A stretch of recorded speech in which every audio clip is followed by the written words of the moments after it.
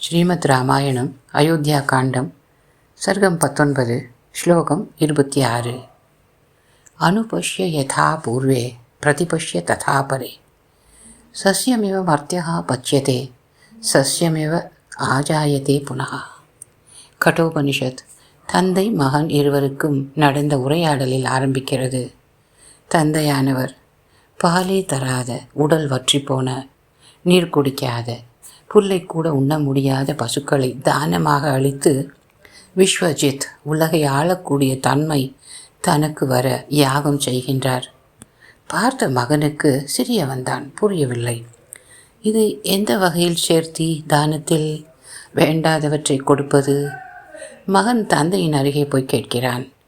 என்னை யாருக்கு கொடுக்கப் போகிறீர்கள் தந்தையே என. தந்தை கோபத்துடன் உன்னை யமனுக்கு கொடுப்பேன் என்கிறார். யோசிக்கிறான் பாலகன். தந்தைக்கு தட்சிணாமூர்த்தியாக உபதேசம் செய்கிறான். அதுதான் மேலே கூறப்பட்ட வரிகள். அனுபஷ்ய யதா பூர்வே. தந்தையை நினைத்து பாருங்கள், நமது முன்னோர்கள் எப்படி தானம் செய்தனர் என்று, எப்படி வாழ்ந்தனர் என்றும். ஏன் பிரதிபஷ்ய ததா பரே, இப்போது உள்ளவர்கள் எப்படி செய்கிறார்கள் தானம் என்றும் பாருங்கள். மனிதன் செடி கொடிகள் போல பிறந்து பின் வாழ்ந்து மறுபடி பிறந்து பின் வாழ்ந்து இறக்கிறான்.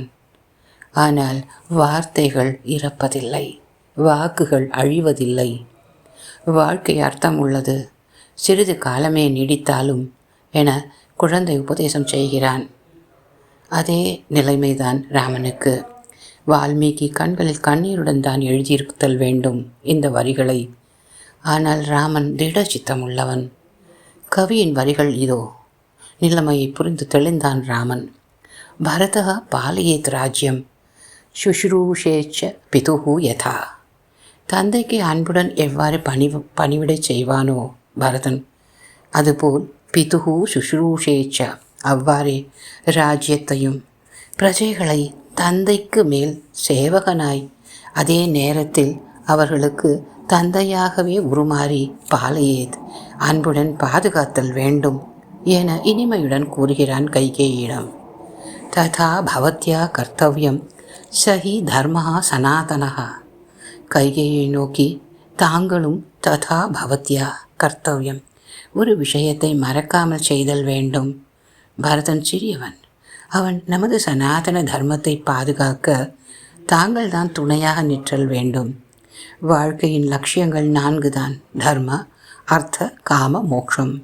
தர்மமான முறையில் ஆட்சி செய்து தங்களது காம ஆசையை அல்லது ஆட்சி செய்தலை பூர்த்தி செய்ய வேண்டும் அம்மா என முடிக்கிறான். 2 சம்பவங்கள். தந்தையின் வாக்கு தனையனின் வாக்கை சத்தியமாக மாற்றும் தன்மை.